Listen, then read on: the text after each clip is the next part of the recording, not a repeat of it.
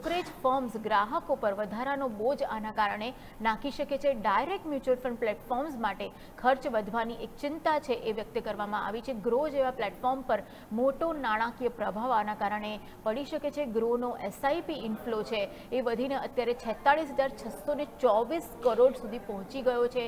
એની સાથે સાથે Angel one પાસે જૂનમાં લગભગ 38.6 મિલિયન યુઝર્સ હતા અને ઝેરોધાનું જે કોઈન પ્લેટફોર્મ છે એ પણ ડાયરેક્ટ મ્યુચ્યુઅલ ફંડ આપે છે।